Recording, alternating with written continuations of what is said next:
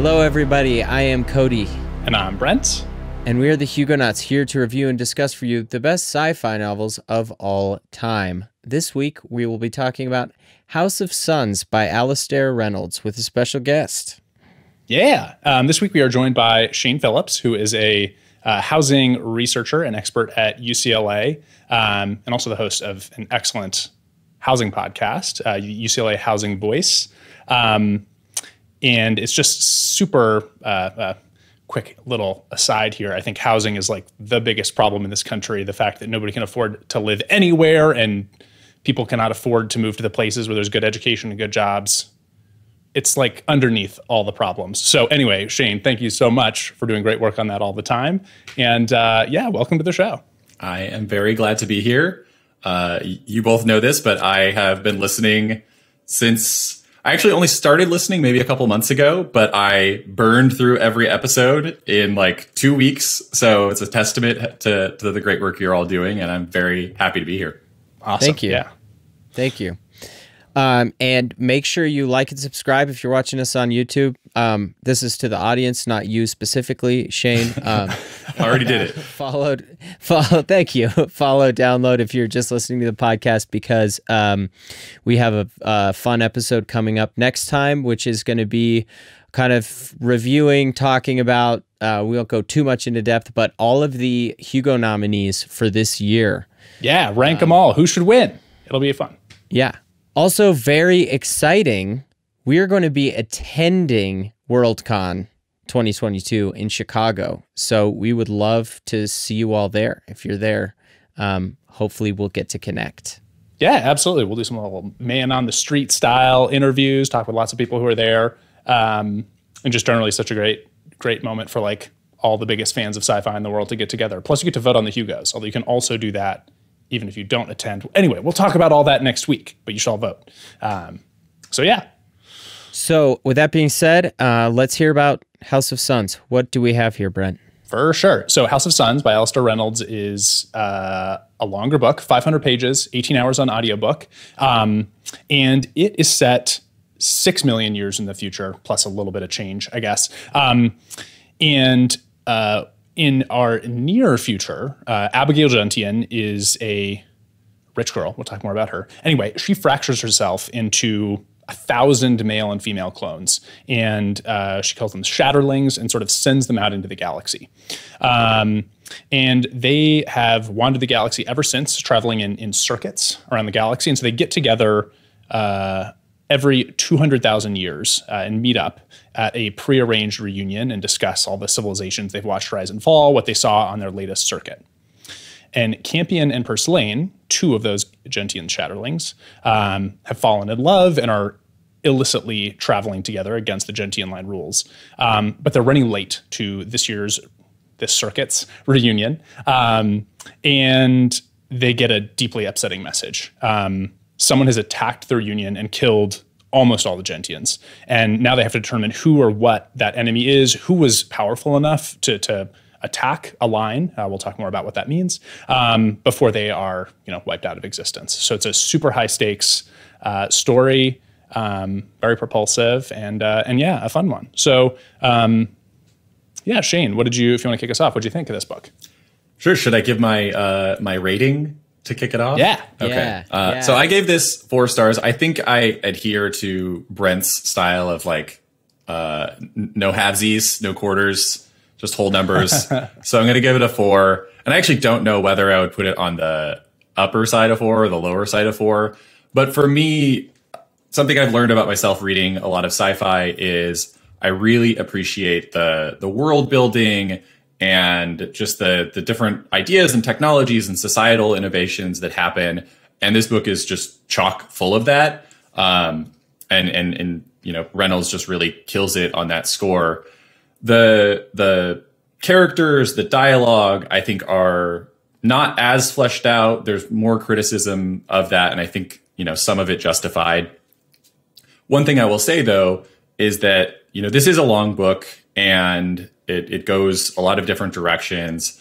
But one of the things I've heard most about this book, and I 100% agree, is that it just feels like this shouldn't be a standalone book. There's just so much here. You feel like you're just kind of, it's like the iceberg, just the top 10%. And there's so much more there that could be explored, but this was written, I think, in 2008, and it's just a standalone book. And so it wraps up pretty well, but it definitely leaves you wanting more, which I think, you know, is good. The only downside is that we don't actually get more. At least not yet. He's talked about maybe writing more in this universe someday. And yeah, I agree with you. There's definitely like lots of directions he could take that. So maybe one day. Yeah. What about you, Cody? Brent? All right. Sure. Yeah. Ooh, I got there first. I'll give it a 3 out of 5 as my usual. I feel like I'm becoming like the bummer voter, but anyway, so it goes. Gotta have one. Yeah, you gotta have one. It's a very fun romp across the galaxy. I love the fact that it's like, it's hard sci-fi in the way that I define hard sci-fi, which is like basically all the technology in it seems like it could be real. It's vastly beyond our current capabilities, but within the laws of physics, essentially, which I really, really like. The things that hold it back to me are the characters don't feel really well differentiated, and it drags a fair bit in the middle. Both the beginning and the end I quite liked, but in the middle I was definitely less engaged. And we'll talk a little bit more about that, but that's why I give it a 3. But still a really fun book, and you know, the beginning and the end, so great. So anyway, yeah, that's my thoughts. Well, I do halves. Sorry, everybody, but it's 4 out of 5 for me as well. So no half here. But I just thought it was a really like thrilling and well executed kind of, you know, plot driven novel. Just the action and the mystery unfurled in a satisfying way, and we also got to explore you know, all of our favorite things about science fiction. So I loved it. Cool beans. Well, let's talk about. Let's start with something we all sort of loved here, which is I think like the plot and just generally how it draws us in. And to kick that off, I think he does a really good job of like leaving breadcrumbs about like how you know, what might be going on in this universe, how it might work. It just generally feels like mysterious all the way through. And I found that like immediately gripping as like a big part of why I love the beginning of the book so much is just how much he's letting you see how much is going to be there. But of course you can't explain everything at the beginning. It would just like wouldn't feel right. And in any case, so I thought that like sense of mystery was really wonderful. The best plots have the mystery that's kind of like the universal global mystery that gets you right at the beginning and you don't find out until the end, but has a lot of little things in between that are connected or not disconnected or interconnected to the larger mystery that keep you turning the page at like the micro scale. Are we allowed to talk about definitely. What these mysteries are here? Are we revealing too much? I know. Like, no, we can do as long as that's in the beginning. I think the immediate mystery is like what happened to the Gentian line, like who killed all of them. And then there's this bigger kind of intergalactic mystery of what's going on over in Andromeda. Yeah. So at the beginning, like, or who killed most of them? Yes. Yeah, that's right. We got Campian and Purslane still alive. Yeah. But yeah, they don't. Did they say exactly how far in the past? It doesn't really matter. But at some point in the past, the Andromeda galaxy disappeared. You couldn't see it anymore. There's just a black spot in space. Crazy twist. Where'd the galaxy go? Anyway, yeah. So that's like, you know, maybe you should keep reading. Maybe you'll find out. Anyway, and I think as far as plot goes, the action is also well written. I have a lot of gripes with action in books. I think it can be done really lazily sometimes, and I think House of Suns does a really good job at it. Shane, in our pre-meeting, you had a description of like how you feel as an audience member reading action in books, and I loved that. I'd love to hear it again.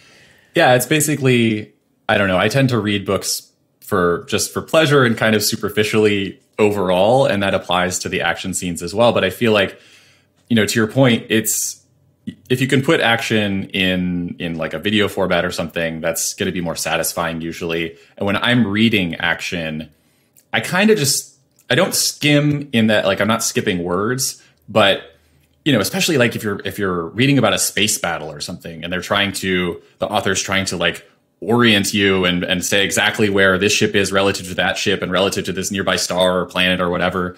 And then like how the, guns are firing and the angles and all this stuff is just too much. And so when I read, I kind of just get the gist of it as I go. And I think in this book, that's enough. Reynolds isn't really trying to give you every single detail and feel like you could like draw a picture of what you're seeing as you read it. And I don't think you need to do that. And so I think he strikes the right balance there.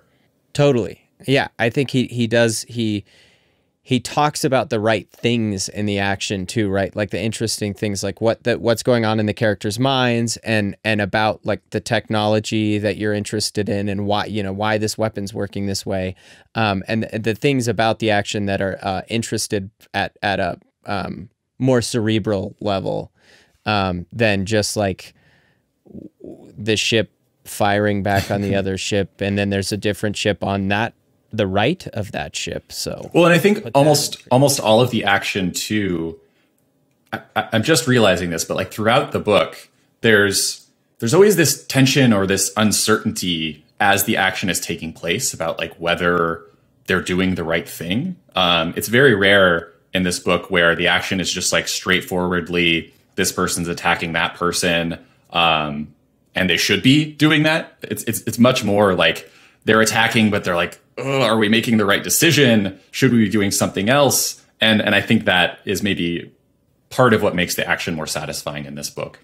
Totally. Although, not, action aside, both of you had some issues with the middle of the novel. And maybe I did too, because I read this one a little bit ago, and all the stuff you talked about, I didn't think it was an issue at first. And then as we talked more about it, I was like, oh, I just canonized away a lot of the middle, didn't I? So maybe it did have some issues. Yeah, I guess I shouldn't try to place this in the plot arc to avoid spoiling sort of like what's going on in the middle of the book. But in general, the middle gets really dialogue heavy, and there's a bunch of characters sort of debating with each other about what they should be doing next. And unfortunately, it felt like it sort of exposed some flaws in just generally the dialogue in some of the characters. It can be kind of hard to tell some of the characters apart. They don't feel fully fleshed out. And the dialogue, in many instances, is pretty expository. It's like characters talking with each other about what might be going on. And that can, in the middle of the book, there's not as much happening. So there's no new information. It's just different people rehashing the situation for quite a long time.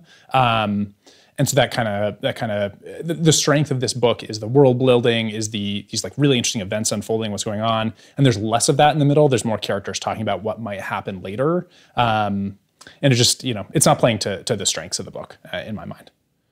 What do you think, Shane? Or did Brent do it? I agree. I have nothing more to add to that. Yes. Oh, okay. Yeah, maybe some like they're just talking about like what's happening next instead of like we're in such a huge timeline for the rest of the book. And we just get like the middle is like, and then this, and then this, and then this. And the conversations as well is part of that, right? Yeah, I think so. Did you, I don't know, how did you feel about like the different members of Gentian line, either of you guys? Did you feel like they were sort of like well differentiated, or did they feel a little bit similar as we meet more of them? I mean, the fact that they're clones of each other, I think the book says that the original tried to kind of tweak their personalities a little bit so they're not all exactly the same. And yet they are still clones of the same person. And so in that sense, you wouldn't expect them to be all that differentiated. That's true. I was kind of joking that I think people have critiqued Reynolds' character writing and dialogue in the past. And maybe this was like a middle finger, like, well, you think all my characters sound the same? I'm just going to make them all the same person, so you can't criticize me for this anymore.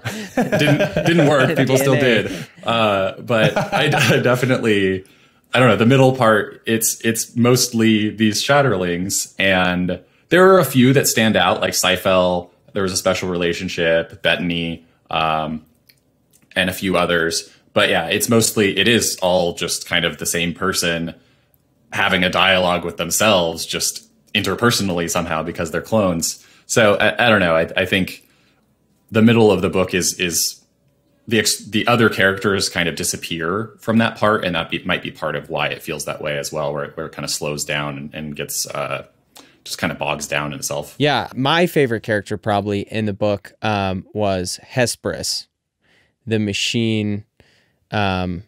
The machine guy. Machine person. Better way to say that? The machine person is the name of the people. So he's probably a machine person. Yes. Yeah, I don't know. Yeah, so he's a machine person, and he was really kind of fascinating. Basically, an AI in a body. Pretty classic fare there. But Reynolds does a lot of exploration of different types of artificial consciousness and what that might look like in different bodies, and what they might be like with living over such long periods of time and being able to artificially change their memories and their intuitions and their features. And I just really thought Hesperus was a great character and brought a lot of emotion to the story as well. Yeah, I agree. Hesperus is he's a great character. We also wanted to talk a little bit more about like the Gentians and kind of like what they represent as like, I don't know, people or emissaries. Shane, you had some really interesting thoughts about that. What do you think of like the idea of the shatterlings? Yeah, I kind of wonder if this was intentional on Reynolds' part, if he had thought about it in these terms and just didn't really make it explicit, or if this was just it's there and he didn't really realize it. But my feelings are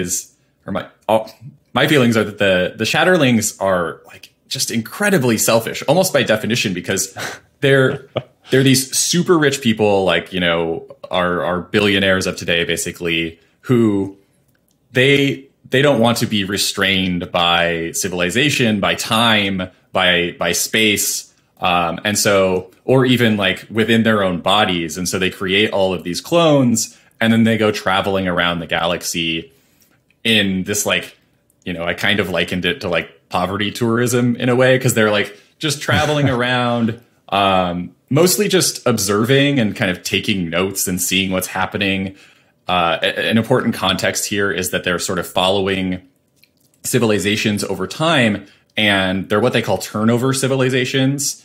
And this is essentially on different planets all over the galaxy, like millions of planets end up being seeded with humans, and civilizations rise and they fall. They might last 10,000 years. They might last 1,000,000 years, but like they never last forever.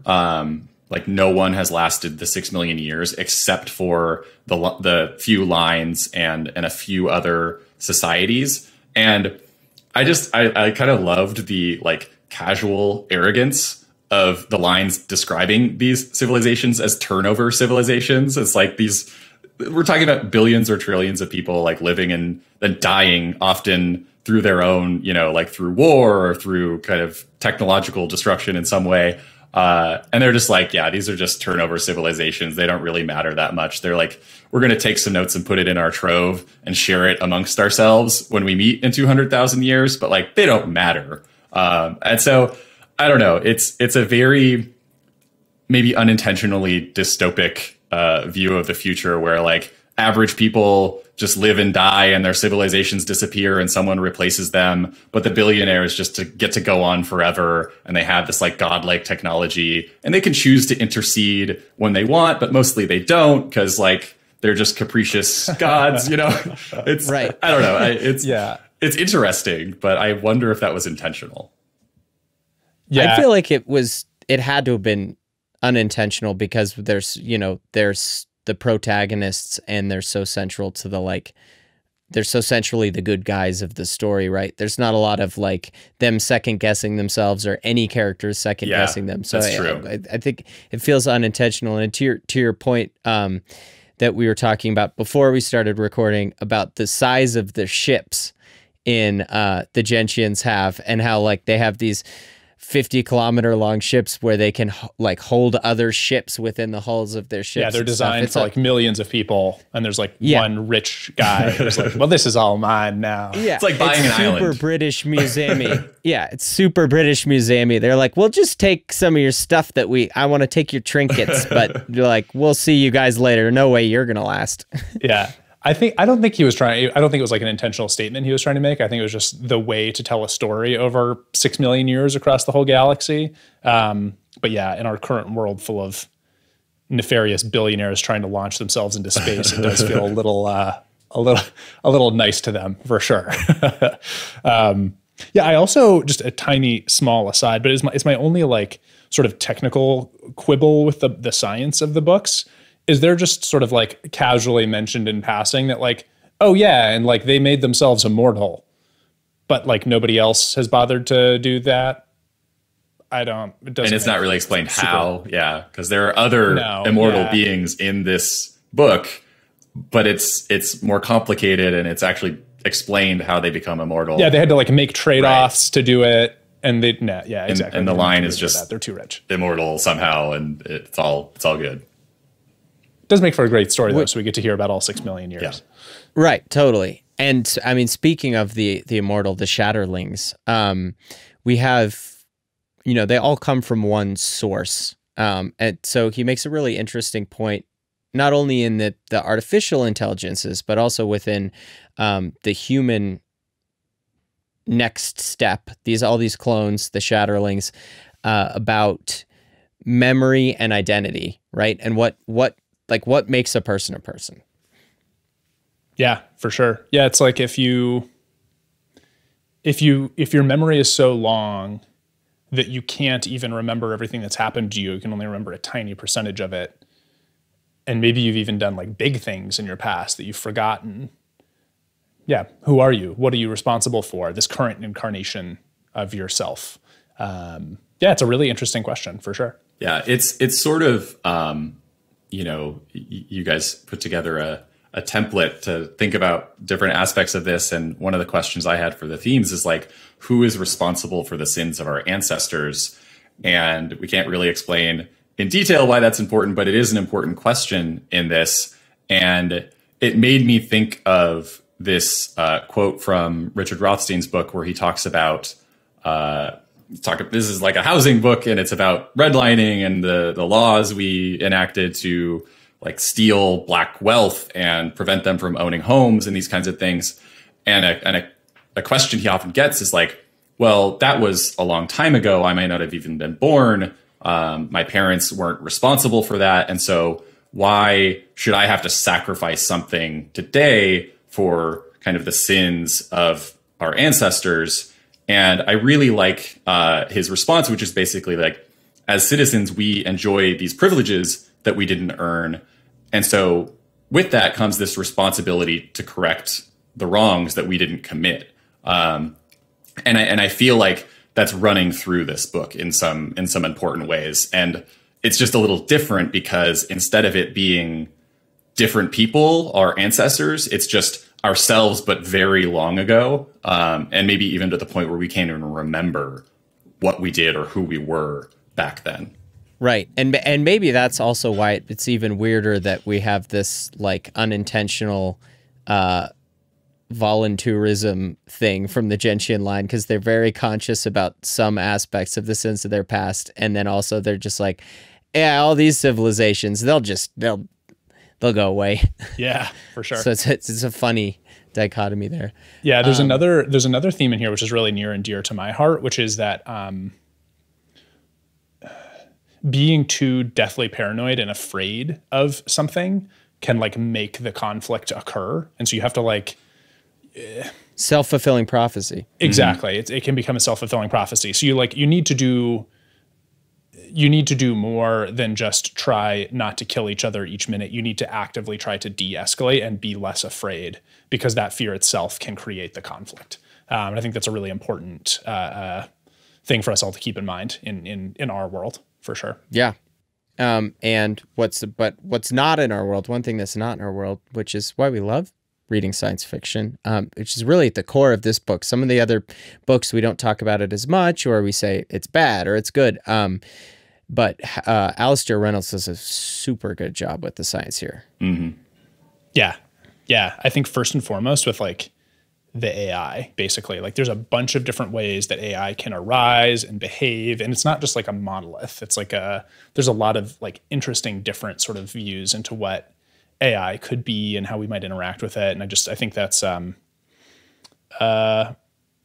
David Brin said in our last episode, like one of the things that great sci-fi can do is help us think about problems before they ever come up so that we can make sure we don't mess up in those particular ways. And I think this book is a great example of helping us do that. We don't have AI right now. There's nothing else sentient that we've created, but we sure might. And let's make sure we don't mess it up.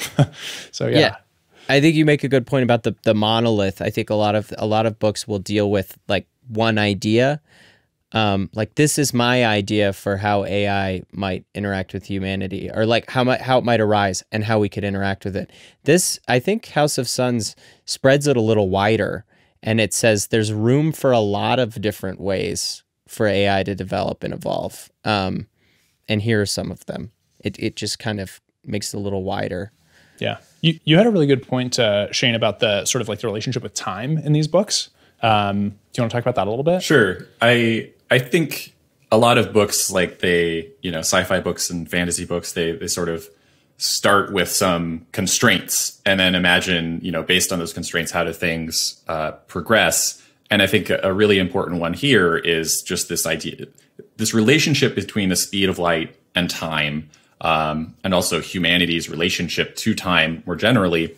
But it's all kind of constrained by or conditional on this assumption that we are just never going to achieve faster than light travel with spaceships. And so, we have to, in order for the line to actually make their circuits of the galaxy, they need 200,000 years, because that's how many light years you have to travel, or nearly that many, just to get around it.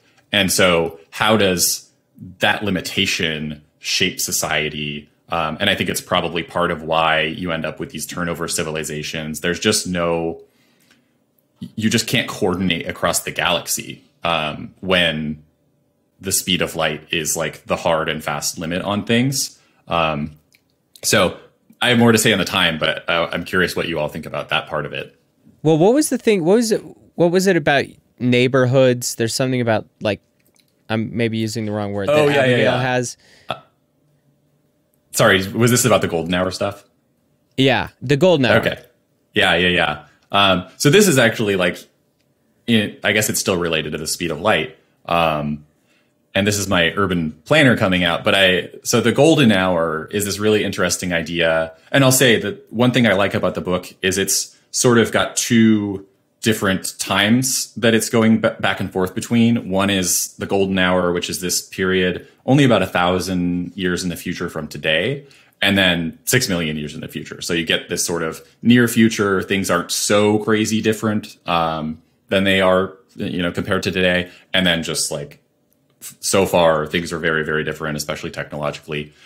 The golden hour is this like, it's this torus around the sun that is 1 light hour in diameter. And so from any point, you can communicate with any other point and they'll get your message within an hour. And I just found it really interesting because as an urban planner, you think about cities and you're taught that like cities are constrained by their transportation networks and how far people can travel. And they will keep spreading out until people just can't get from one place to another very easily. And oftentimes it is like about an hour of travel that people will put up with and not much more.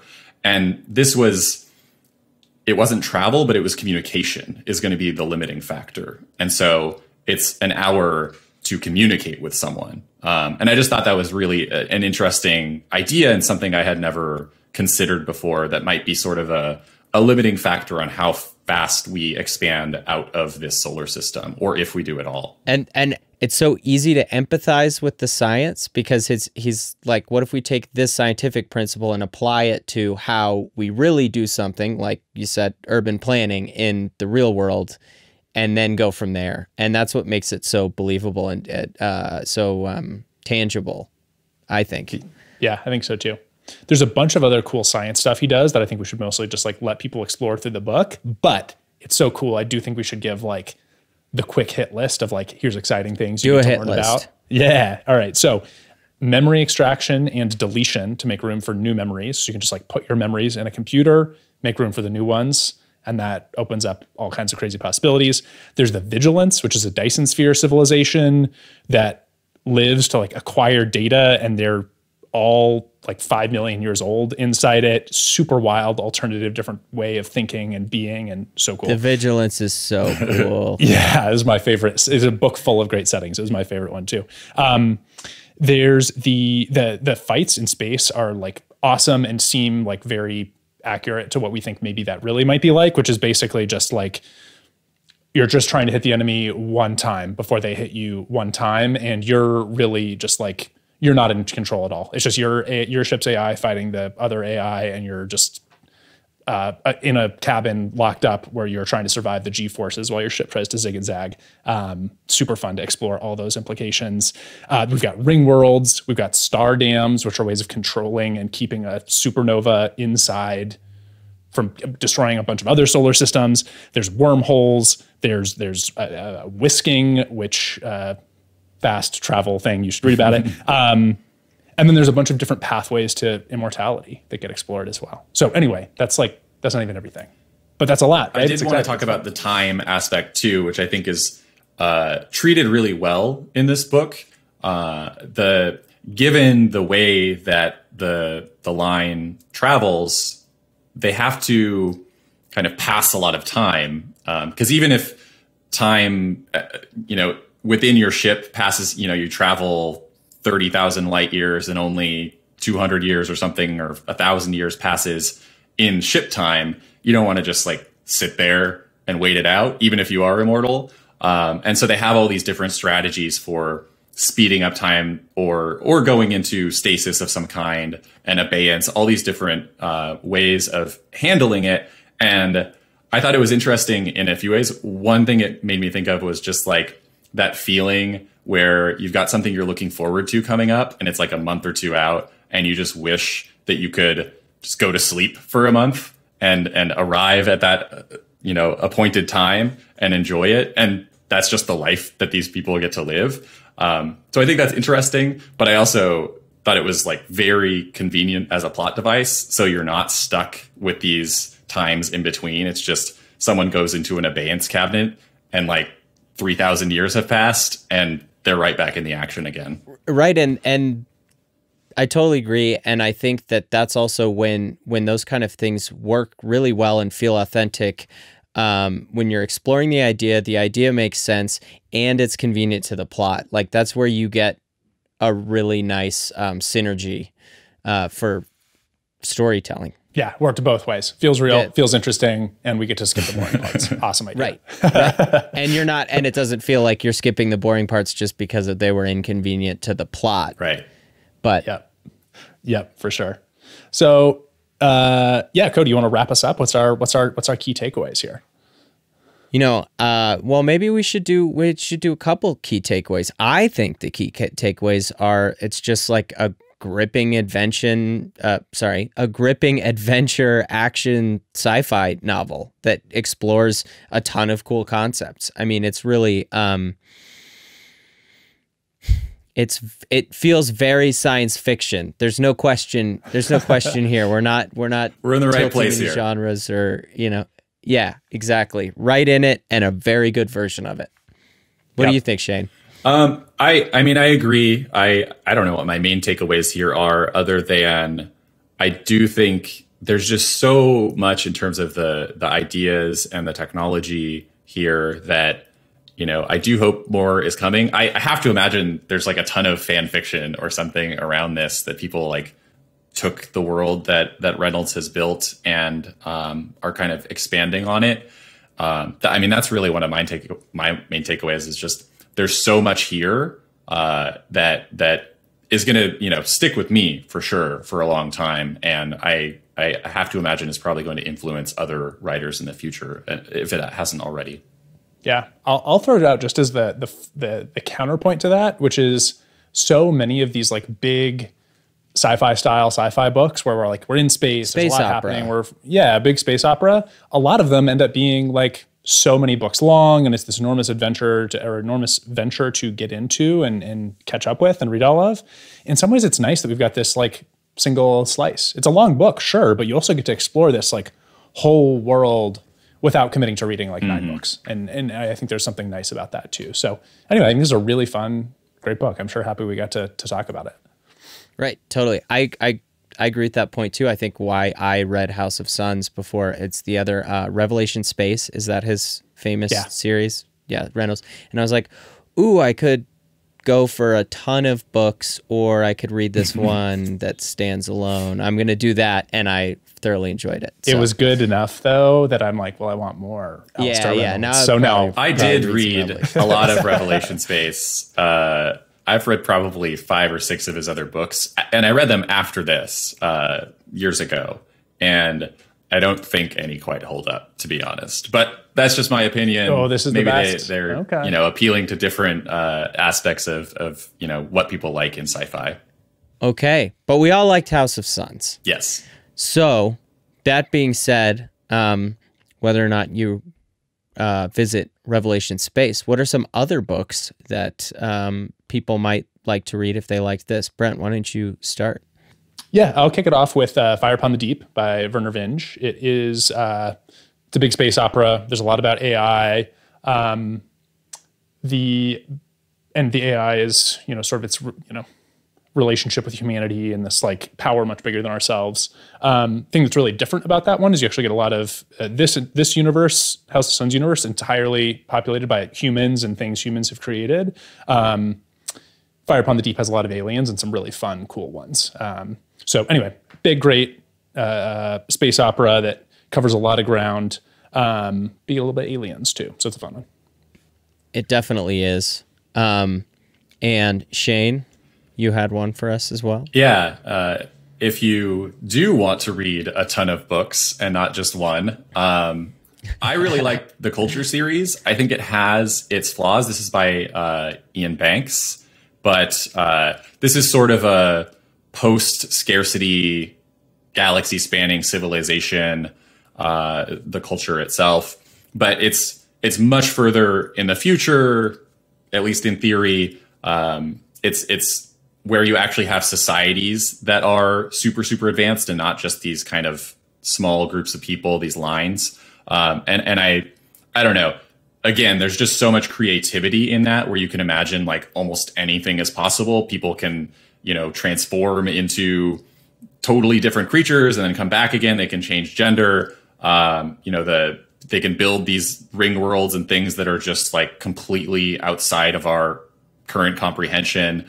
I loved going through those books, and each one is actually, they're all kind of connected to the Culture itself, but they're totally different stories for the most part and mostly not the same characters at all. So there's just so much there. And it's like, I don't know, a 9 or 10 book series, but you can pick up really any of them and stop anywhere you like, and I think feel satisfied. Awesome. That's a great caveat at the end, because that's always helpful. You don't have to read all 10. It makes it a lot easier to jump in. Yeah, it makes it a lot easier to jump in. My recommendation, I'll fall in the middle on a 2-book series, which I believe, Shane, is your favorite novel. Yes. You told us. Hyperion by Dan Simmons. And then I'm going to include Fall of Hyperion too, because they're very different books, but I feel like it's satisfying to read both of them. And I think they just share a lot of commonality with House of Suns in the way that the plot and the mystery and the action really propels you page after page. And also Simmons, there's a lot of exploration of artificial intelligence and just overall a ton of different sci-fi tropes covered in Hyperion and Fall of Hyperion. They're so good. So that's my recommendation. They're so good. So Shane, thank you so much for joining us. Thank you for having me. It. This was fun. Yeah, it really was. Awesome. All right, well, see you later, everybody. All right.